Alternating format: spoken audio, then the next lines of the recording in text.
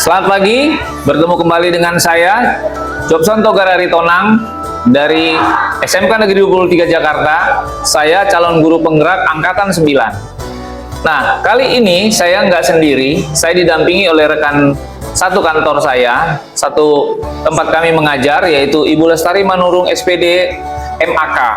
Nah, beliau adalah guru yang mengajar bidang studi akuntansi di SMK Negeri 23 Jakarta. Selamat pagi Ibu Lestari. Selamat pagi Pak Jobson. Apa kabar Bu? Baik Pak, baik. Baik ya, puji Tuhan, sehat ya Bu ya. Nah, kali ini kita akan coba praobservasi ya Bu ya, sebelum kita nanti Ibu masuk ke kelas untuk mengajar, dan saya akan mengobservasi kegiatan Ibu selama pelaksanaan kegiatan belajar mengajar ya Bu ya. Nah, Pak. Namun sebelumnya saya mau sampaikan bahwa tujuan saya untuk praobservasi ini sekaligus supervisi supaya memberikan masukan juga kepada Ibu agar ketika Ibu mengajar nanti Ibu bisa lebih maksimal dan memberikan pengajaran yang terbaik kepada murid-murid ya Bu ya. Baik. Nah, yang pertama ada beberapa pertanyaan. Yang pertama saya akan tanyakan, nanti kira-kira apa sih yang menjadi tujuan pembelajaran Ibu ketika akan memulai pembelajaran hari ini? Oh ya, terima kasih Bu untuk pertanyaannya Pak Jobson. Ya. Adapun topik pembelajaran yang akan saya bawa nantinya adalah mengenai perhitungan PPh pasal 21. Nah, PPh.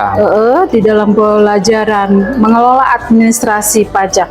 Nah, dan tujuan pembelajaran yang ingin sama-sama kami dapatkan di dalam kelas nantinya adalah yaitu bahwa satu, melalui kegiatan pembelajaran nanti saya akan menggunakan metode problem based learning, metode PBL, dan dengan gaya berdiferensiasi nanti saya akan menggunakan gaya visual, auditory, dan kinestetik.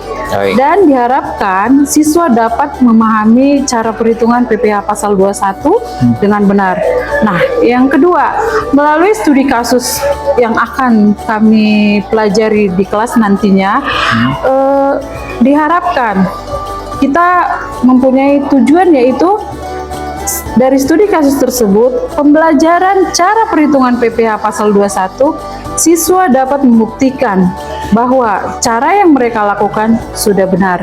Dan yang ketiga, melalui diskusi kelompok nanti, siswa secara bersama-sama dapat mengerjakan cara perhitungan PPh pasal 21 tersebut dengan benar. Itulah tujuan pembelajaran yang kami harapkan nantinya di kelas. Baik. Begitu Pak Jobson. Baik Bu Lestari. Jadi yang saya tangkap berarti untuk tujuan pembelajaran Bu Lestari ini bahwa Bu Lestari akan menerapkan pembelajaran yang problem based learning, lalu ada juga pembelajaran berdiferensiasi tadi Ibu sampaikan, dan juga Ibu di sini juga membentuk nanti kelompok-kelompok diskusi belajar, betul, untuk lebih memahami lagi ya siswanya dalam kegiatan pembelajaran. Baik. Nah, tentunya Ibu punya area-area pengembangan yang hendak Ibu capai gitu dalam proses mengajar hari ini sesuai dengan tujuan pembelajaran yang tadi Ibu sampaikan. Nah, area pengembangan yang mana yang Ibu mau capai gitu? Nah, ada dua topik ataupun area pengembangan yang fokus akan kami kembangkan di dalam kelas, terkhusus buat siswa. Yang pertama yaitu di dalam pelajaran itu nantinya bisa meningkatkan kemampuan siswa dalam menghitung PPh pasal 21. Bahkan siswa tersebut mampu menjelaskan apabila ada perhitungan oleh akuntan lain yang melakukan salah perhitungan. Jadi yang pertama meningkatkan kemampuan siswa. Dan yang kedua, area pengembangan kami nantinya meningkatkan pengetahuan siswa mengenai perpajakan. Karena siswa SMK merupakan duta awal perpajakan yang ada di Indonesia. Jadi mungkin itu area pengembangan kami yang akan kami lakukan di kelas. Baik. Gitu Pak Jobson. Baik Bu, berarti Ibu tadi menyampaikan bahwa ini area pengembangan Ibu lebih ke arah untuk meningkatkan kemampuan siswa dalam menghitung bagaimana caranya menghitung PPh 21 ya Bu ya, pasal 21. Betul. Dan meningkatkan pengetahuan kemampuan siswa. Betul Pak. Dalam menghitung PPh 21 ini ya Bu ya. Betul. Baik. Nah, kira-kira nanti strategi apa nih yang Ibu lakukan pada saat proses pembelajaran? Oke, baik Pak Jobson. Strategi yang dipersiapkan di dalam kelas ada beberapa strategi, yaitu nomor 1, kita menerapkan pembelajaran diferensiasi untuk memenuhi kebutuhan belajar siswa yang heterogen atau beragam, yang meliputi diferensiasi konten, proses, dan produk. Nah, yang kedua, kita akan menggunakan video pembelajaran untuk meningkatkan pemahaman siswa tentang perhitungan PPh pasal 21 dan juga adanya modul ajar. Nah, selanjutnya yang ketiga, kita mencoba melakukan perhitungan sebelum kita share atau kita bagikan di kelas perhitungan PPh pasal 21 dari studi kasus nyata yang ada di dalam suatu perusahaan. Cuman nanti nama perusahaan akan kita ganti karena ini adalah benar-benar kasus nyata di kehidupan sehari-hari. Begitu Pak. Dan yang keempat, kita akan membentuk kelompok siswa sesuai dengan asesmen diagnostik awal, yaitu gaya belajar dan tingkat pemahaman siswa. Nah, yang kelima, ketika mereka melakukan observasi terhadap studi kasus, saya akan mendampingi dan memberikan bimbingan kepada setiap kelompok untuk melakukan perhitungan PPh pasal 21. Dan yang terakhir, nomor 6-nya, model pembelajaran yang akan digunakan yaitu problem based learning, yaitu memberikan suatu masalah dari studi kasus yang ada dalam suatu perusahaan.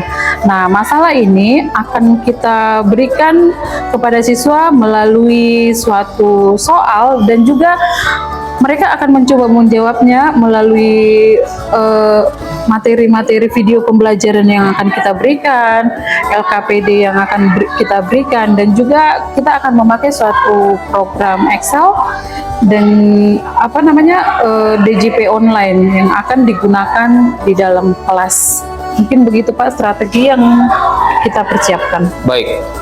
Tadi saya mencatat ada banyak nih strategi yang akan Ibu lakukan ya. Yep. Ya, tadi Ibu bilang bahwa Ibu akan menerapkan pembelajaran berdiferensiasi ya, ada konten, proses, dan hasil ya Bu ya, atau produk. Nah, lalu Ibu juga akan menyiapkan video-video, model-model pembelajaran dan modul bahan ajar ya. Betul. Lalu ada studi kasus nyata yang emang Ibu angkat untuk sama-sama dibahas ya, diselesaikan, dicari solusinya. Betul. Di dalam diskusi kelompok nanti. Betul. Ya. Betul, Baik, itu sangat menarik. Lalu Ibu juga akan memberikan problem based learning, artinya permasalahan Ibu ini memang real ya, dan memang nyata, dan Ibu nanti akan menyajikan dalam bentuk materi LKPD, DJP online, dan juga Excel. Gitu ya. Oke, begitu Pak. Baik, saya rasa cukup ya Bu ya dari apa yang Ibu sampaikan tadi. Betul. Tentang tujuan pembelajaran, area pengembangan, dan juga strategi yang Ibu persiapkan nih untuk masuk ke dalam proses pembelajaran ya. Buat saya ini luar biasa nih Bu ya. Ibu sudah memahami yang namanya problem based learning, lalu juga pembelajaran berdiferensiasi, lalu Ibu menggunakan problem based learning dan juga studi-studi kasus yang nyata. Ini sangat menarik Bu, buat saya. Jadi menurut saya apa yang Ibu akan lakukan ini di observasi kita nanti ini sangat bagus, dan saya mau lihat ya Bu ya. Dan saya nanti akan masuk ke dalam kelas untuk memperhatikan Ibu mengamati semua proses KBM-nya Ibu ya. Terima kasih buat waktunya Ibu. Terima kasih Pak Jobson. Ya, kita langsung masuk ke kelas ya Bu ya, untuk mengobservasi proses pembelajaran Ibu yang sampaikan tadi. Baik. Ya, terima kasih Bu. Silakan diminum Bu. Selamat pagi semuanya. Apa kabarnya hari ini? Oke, semua baik ya. Nah, untuk hari ini di pertemuan kita di pelajaran mengelola administrasi perpajakan, sebelum kita mulai, alangkah baiknya kita berdoa terlebih dahulu yang dipimpin oleh ketua kelas. Kepada ketua kelas, Ibu persilahkan. Siap. Doa. Selesai. Memberi salam. Assalamualaikum warahmatullahi wabarakatuh. Selamat pagi, Ibu. Selamat pagi, terima kasih untuk Kak Astri. Nah, selanjutnya Ibu mau menanya, adakah yang tidak masuk hari ini? Good job ya. Nah, untuk hari ini pelajaran di mengelola administrasi perpajakan, supaya tidak terlalu tegang ya. Pelajaran kita hari ini memang belajar menghitung, tapi nanti kita bawa suasana yang menyenangkan. Nah, tujuan pembelajaran kita hari ini adalah siswa mampu menghitung pajak terutang dengan benar. Apa yang Ibu sebutkan barusan? Siswa mampu menghitung pajak terutang dengan benar. Oke, nah untuk mereview pembelajaran kita minggu lalu, Ibu akan membuat suatu asesmen diagnostik, yaitu kita akan bermain menjawab kuis lewat Kahoot ya. Jadi Ibu akan kirimkan linknya melalui WA group. Coba dibuka linknya supaya Ibu nyalakan Kahoot-nya. Oke, Ibu lihat sudah masuk semua. Kalian sudah bisa menjawab Kahoot-nya. Kita mulai.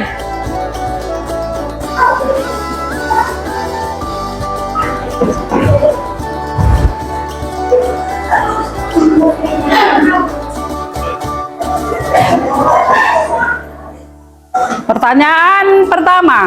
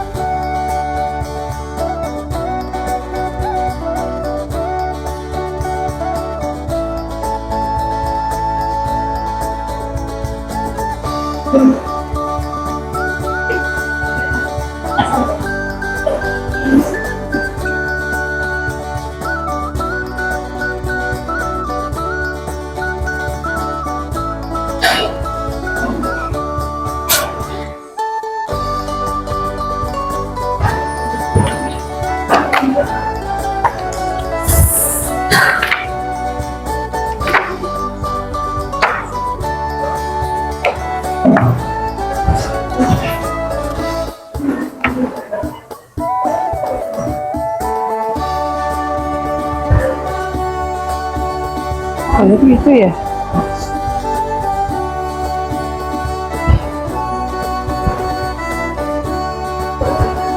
Menghalangi.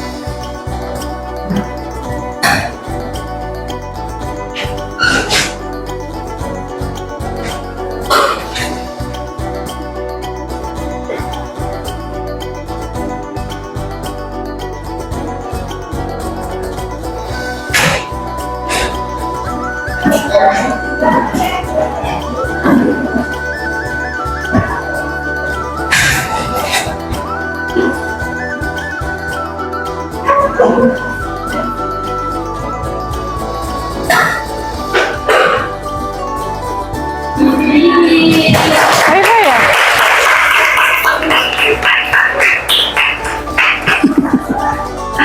Oke, kita lihat the winner is Natasha Ro. Dan Yang kedua ada Jalfa dan yang ketiga ada Haifa. Tepuk tangan untuk mereka bertiga. Oke, ada beberapa orang Ibu lihat yang belum memenuhi standar nilainya, tapi tidak usah berkecil hati. Kita bisa mempelajarinya lebih dalam lagi di pertemuan kita hari ini, ya. Nah, jadi kalaupun nilainya masih di bawah atau nilainya masih kurang, tidak usah berkecil hati. Kita tetap semangat. Nah, selanjutnya untuk yang tadi nilainya belum memenuhi atau belum tinggi, tidak usah berkecil hati. Kita tetap semangat. Kita coba menyanyikan lagu Profil Pelajar Pancasila. Berdiri semuanya. Ibu minta semua berdiri supaya lebih semangat lagi belajarnya.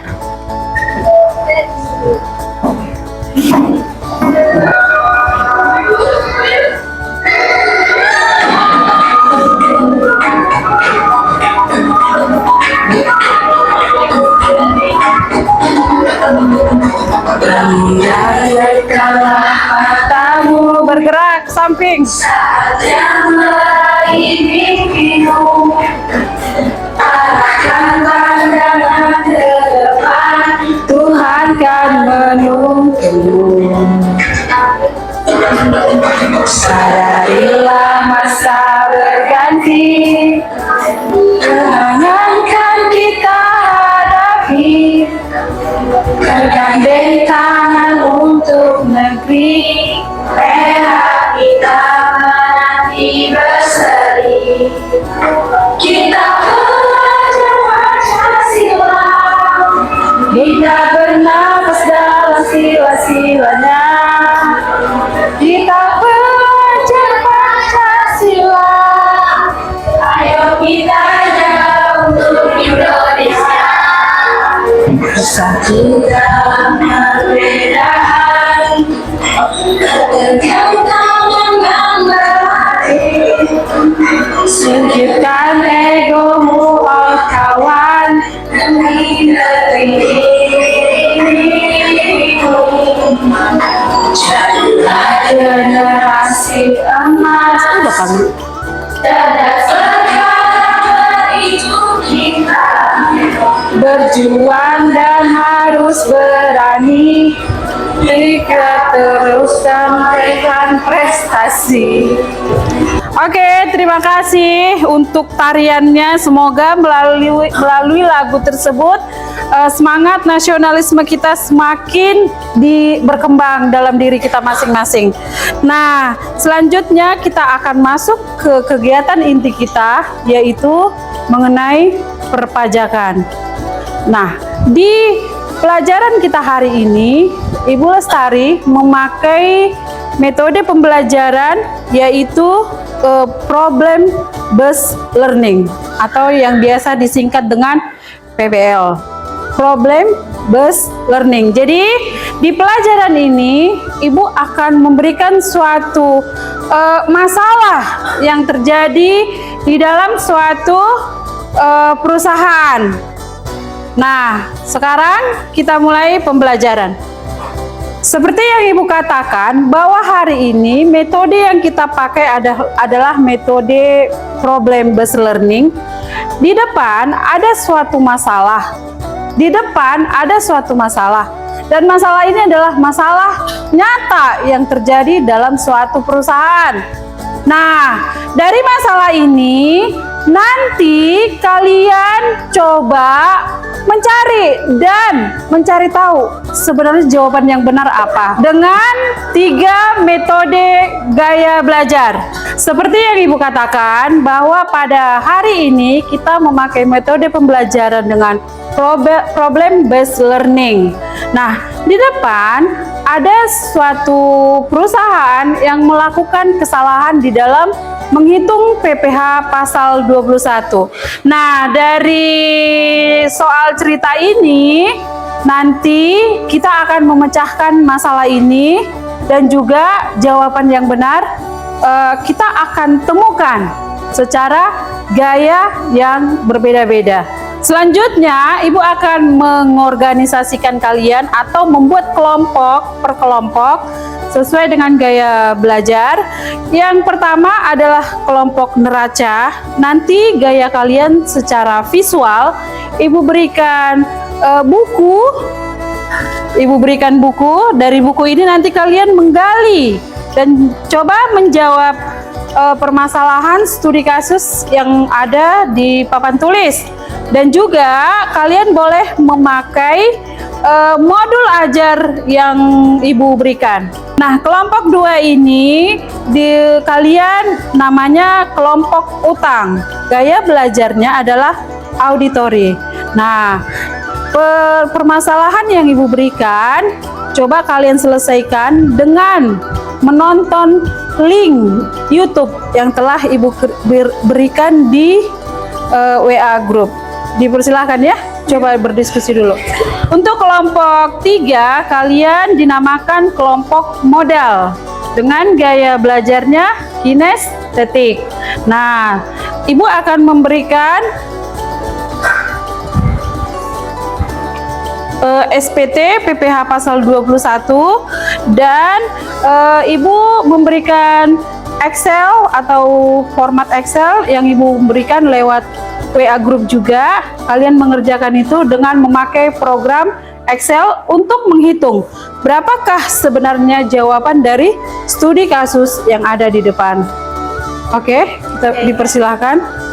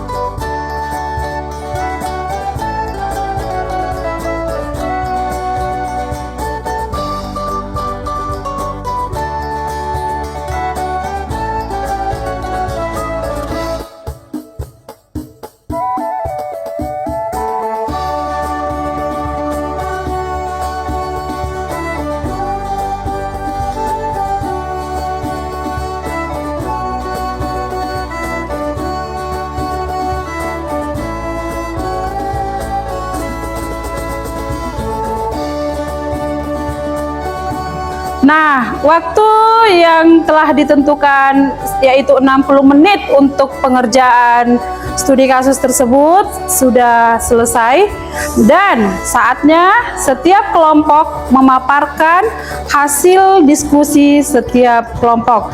Kepada kelompok 1, kelompok neraca dengan gaya visual, Ibu persilahkan.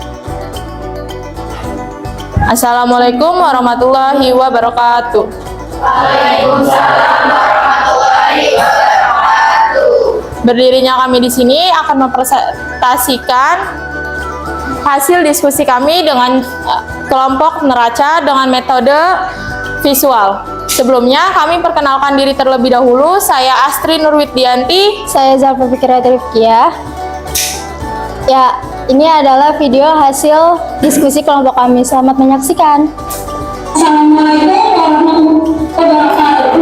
Selamat siang semua. Kami dari kelompok Islam akan menjelaskan tentang FPK pasal 21. Sebelumnya, izinkan kami memperkenalkan diri terlebih dahulu. Saya Nusra Ramadhani sebagai pembicara. Natasha, saya Halimah Rosalia dan saya Aisyah. Saya Asri Widi. Saya Indrianti. Saya akan menjelaskan tentang PPH 21. Kalian tahu nggak sih PPH pasal 21 itu apa? PPH pasal 21 adalah potongan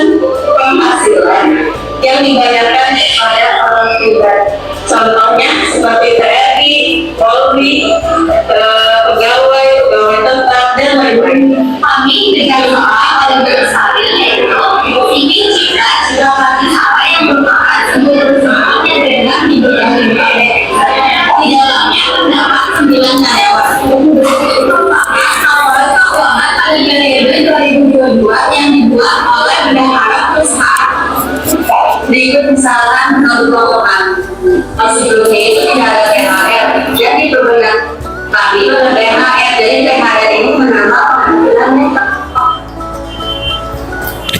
Ya, cukup sekian presentasi dari kelompok kami. Kurang lebihnya mohon maaf. Wassalamualaikum warahmatullahi wabarakatuh. Terima kasih untuk kelompok 1 yang sudah memaparkan hasil diskusinya. Nah, selanjutnya kita akan mendengarkan pemaparan dari kelompok 2, yaitu kelompok utang dengan gaya auditori. Kepada kelompok 2, Ibu persilahkan. Assalamualaikum warahmatullahi wabarakatuh.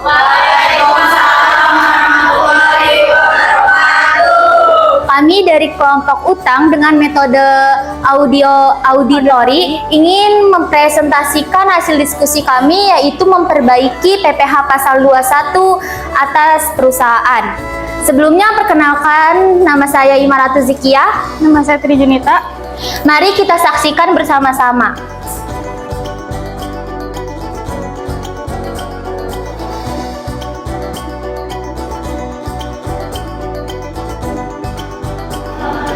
Assalamualaikum warahmatullahi wabarakatuh. Kami dari kelompok auditori ingin mempresentasikan hasil perbandingan cara penghitungan PPh pasal 21 yang dilakukan oleh pekerja akuntansi CP Cipta Citra Pratisara dengan hasil diskusi yang telah kita diskusikan bersama.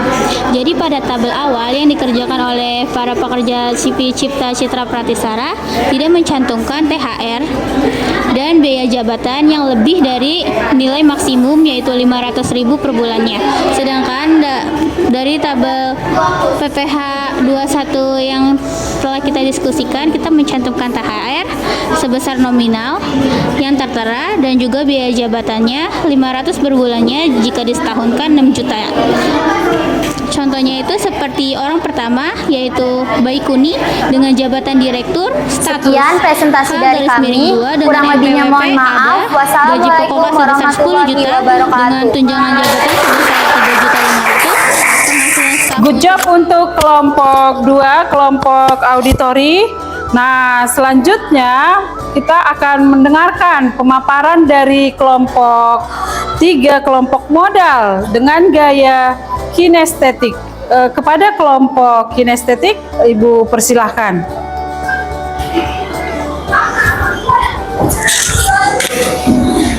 Assalamualaikum warahmatullahi wabarakatuh. Waalaikumsalam warahmatullahi wabarakatuh. Saya Nurintan Andalia sebagai moderator, dan perkenalkan teman-teman saya. Saya Aulia Ramadhani. Saya Nazul, saya Rizka Ibrahim. Kami dari kelompok modal dengan gaya belajar kinestetik akan mempraktikkan dengan Microsoft Excel hasil diskusi kelompok kami, yaitu mengenai perbaikan dari perhitungan PPh pasal 21 dari sebuah perusahaan. Selanjutnya akan dilanjutkan oleh penghitungannya oleh Alia. Di sini ada penghasilan setahun, karena di atas ini salah penghasilan bruto sebulannya, jadi kita mencari penghasilan setahunnya terlebih dahulu. Rumusnya sama dengan buka kurung gaji pokok ditambah sama tunjangan jabatan kurung dikali 12. Kenapa 12? Karena di sini setahun, jadi dikali 12 bulan. Bentar. Hasilnya penghasilan setahun yaitu 97.800.000. Selanjutnya oleh Najwa. Selanjutnya yaitu menghitung penghasilan bruto setahun. Rumusnya, penghasilan setahun sebesar 97.800.000 ditambah dengan THR. Karena dia mendapat THR sebesar 6.150.000. Selanjutnya yaitu menghitung penghasilan bruto setahun. Rumusnya, penghasilan setahun sebesar 90.800.000 ditambah dengan THR, karena dia mendapat THR sebesar 6.150.000. itu memperoleh hasil 103.950.000. Nah, selanjutnya yaitu mencari biaya jabatan per tahun. Rumusnya yaitu sama dengan penghasilan bruto setahun dikali 5%. 5% ini sudah ketentuan tarifnya. Sehingga biaya jabatan per tahunnya adalah Rp5.197.500. Sekian dari kelompok kami, kurang lebihnya mohon maaf. Wassalamualaikum warahmatullahi wabarakatuh. Nah, sampailah kita ke ujung acara pembelajaran kita hari ini. Terima kasih untuk kelompok 1, terima kasih untuk kelompok 2 dan kelompok 3. Yang Ibu lihat pemaparan tadi sudah bagus, tetapi apabila ada yang ingin bertanya, boleh dipersilakan bertanya. Ada pertanyaan? Oke. Karena tidak ada pertanyaan, kesimpulan dari pembelajaran kita hari ini yaitu mengenai adanya kesalahan perhitungan PPh pasal 21 yang dilakukan oleh akuntan CV Cipta Citra Pratisara. Dari kesalahan tersebut, Ibu bisa memberikan kesimpulan bahwa kita sebagai seorang akuntan, apabila terjadi kesalahan dalam perhitungan PPh pasal 21, ada beberapa negatifnya. Salah satunya akan mengakibatkan kerugian penerimaan negara, penerimaan pajak negara. Itu yang pertama. Jadi kita ambil intisari dari pelajaran ini.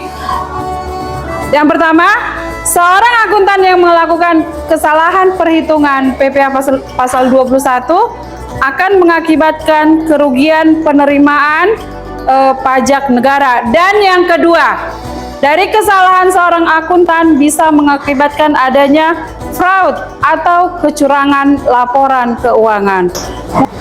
Nah, masuklah kita di bagian penutup pembelajaran kita hari ini, yaitu Ibu akan memberikan G-form mengenai refleksi. Apakah kegunaan refleksi ini? Di dalam refleksi ini kalian bisa menuangkan mana yang menurut kalian pembelajaran yang kalian dapatkan dan memuaskan hati kalian. Yang kedua, mana yang masih kurang dimengerti, bisa dituliskan di refleksi. Nah, refleksi akan Ibu bagikan, G-formnya akan Ibu bagikan melalui WA group. Dan di WA group sebagai tugas selanjutnya, Ibu akan memberikan soal keterampilan berbentuk pilihan ganda. Dan yang kedua, Ibu akan memberikan soal LKPD atau lembar kerja peserta didik. Nah, ini akan kita periksa di pertemuan selanjutnya. Terima kasih untuk hari ini. Demikianlah pembelajaran kita hari ini. Semoga hari ini pembelajarannya menyenangkan. Dan untuk menutup pembelajaran kita hari ini, Ibu minta lagi kepada ketua kelas supaya membawakan doa. Kepada Astri, Ibu persilahkan. Siap. Doa. Selesai. Memberi salam. Assalamualaikum warahmatullahi wabarakatuh. Selamat pagi semuanya. Sampai ketemu di pertemuan selanjutnya. Selamat siang. Kembali kita bertemu dengan saya Jobson Togar Aritonang. Saya calon guru penggerak angkatan 9 dari SMK Negeri 23 Jakarta Utara. Nah, Bu Lestari, kita ketemu lagi nih ya. Iya, Pak. Nah, tadi Bu Lestari saya sudah lihat proses selama observasi di kelas ya. Yap. Saya masuk sebagai bentuk supervisi di kelas tadi ya. Saya sudah mengamati semua proses yang Ibu lakukan selama di kelas. Nah, jadi kita hari ini akan coba untuk pasca observasi kita mau ngobrol-ngobrol terkait proses observasi di kelas.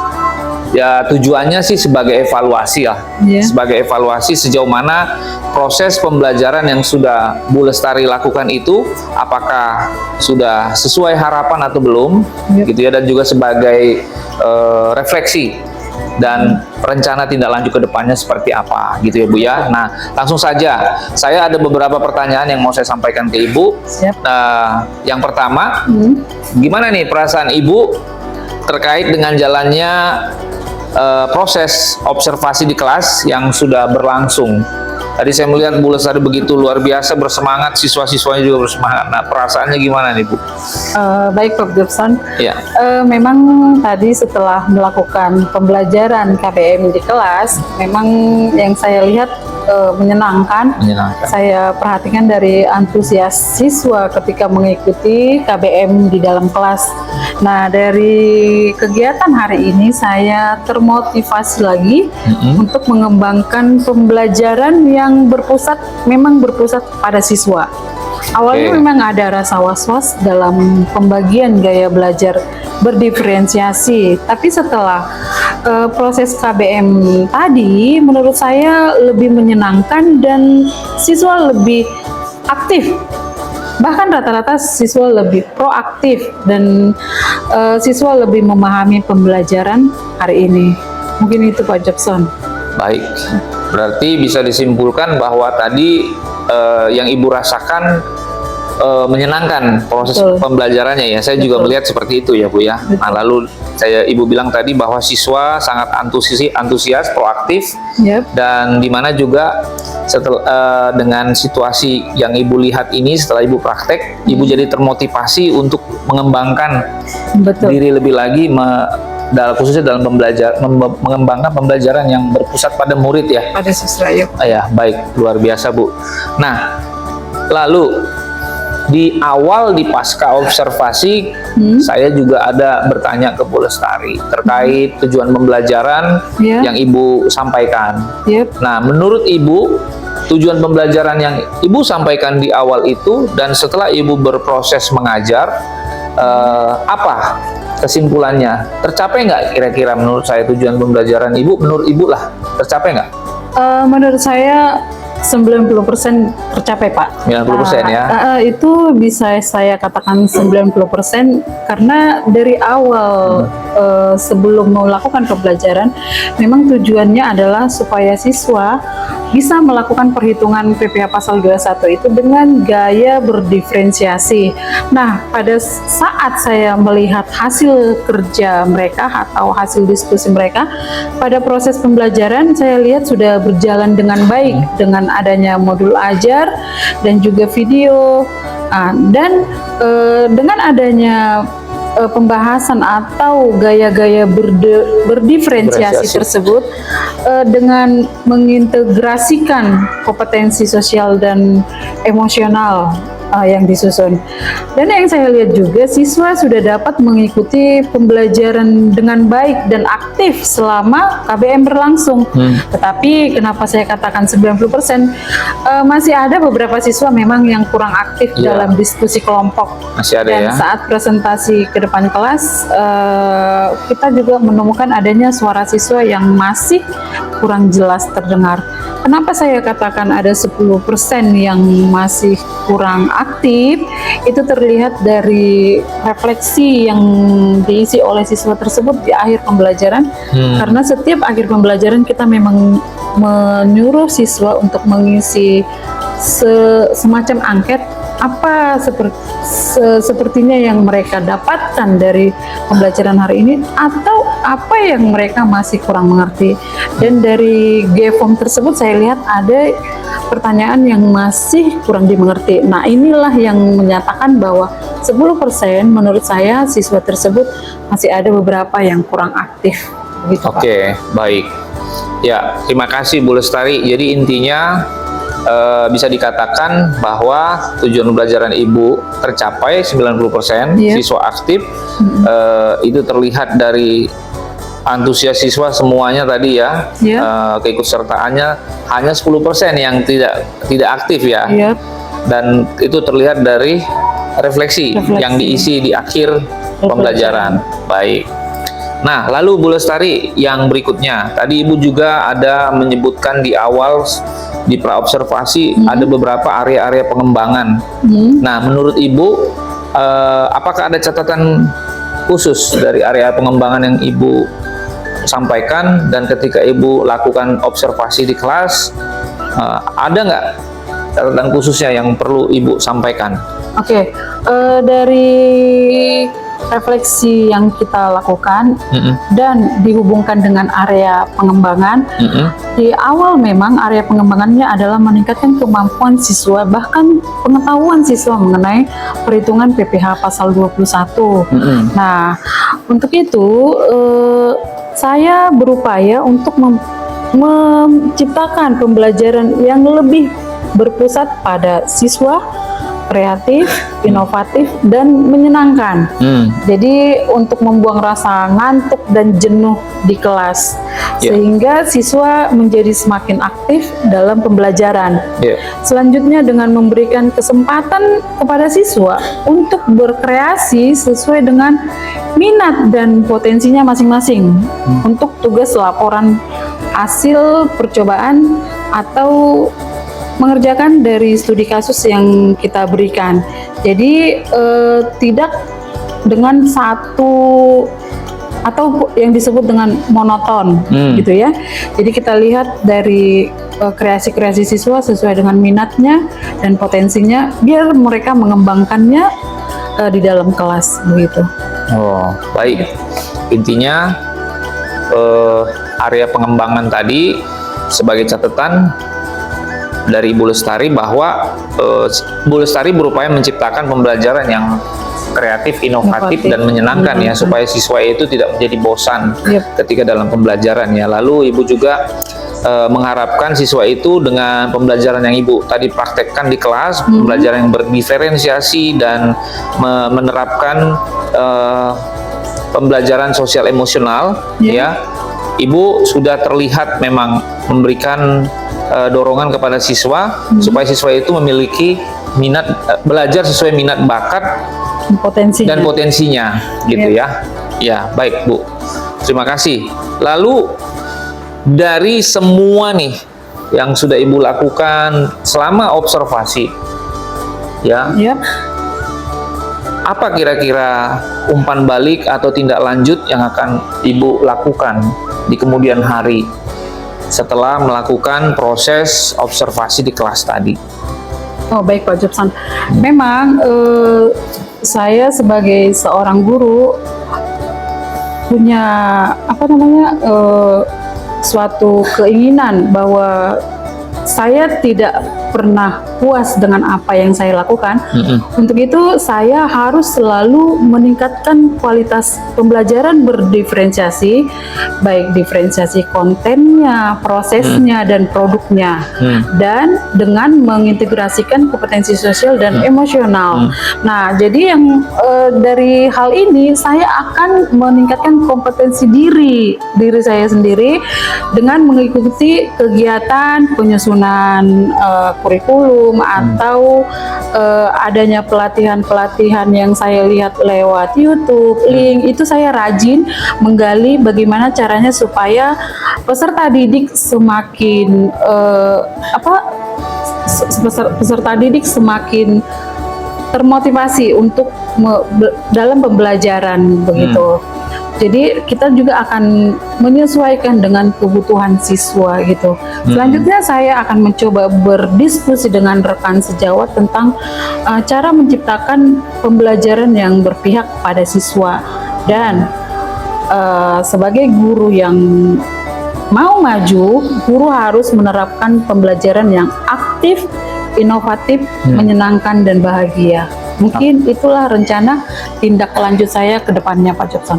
Baik, cukup singkat, padat, jelas ya Bu ya. Tadi yang Ibu sampaikan bahwa Ibu punya harapan bahwa secara sebagai seorang guru bahwa Ibu selalu punya keinginan ya, selalu meningkatkan pembelajaran, Yep. ya khususnya dalam penerapan pembelajaran berdiferensiasi, Betul. baik itu konten, proses maupun hasilnya, gitu ya. Dan ibu akan rajin mengikuti pelatihan-pelatihan Betul. dan juga bikin konten di YouTube, lihat konten di YouTube, belajar, lalu bagikan itu kepada siswa Siswa. sehingga siswa tertarik, Yep. ya, dan tidak merasa bosan dalam pembelajaran. Yep. Baik, akhirnya rangkaian kegiatan supervisi akademik sudah selesai nih Ibu. Yep. Yep. Ya, dari kegiatan percakapan praobservasi, observasi, dan pasca observasi tadi sudah kita lakukan. Terima kasih banyak sebelumnya saya ucapkan kasih, kepada Bu Lestari Manurung yang sudah tadi berkenan untuk membantu di dalam hal proses supervisi akademik. Ya, itu saja mungkin yang bisa saya sampaikan. Terima kasih untuk waktu dan kesempatannya. Semoga saya dan Ibu juga bisa sama-sama saling belajar untuk mengembangkan diri lagi bagaimana menciptakan pembelajaran yang berdiferensiasi dan juga menerapkan pembelajaran sosial emosional di dalam keseharian kita sebagai guru mengajar di kelas. Betul, Pak. Saya rasa cukup sekian. Terima kasih, sehat-sehat kasih, Pak. selalu dan Ya, sukses buat amin. Bu Lestari. Amin. Selamat siang, Bu. Selamat siang Pak Jobson.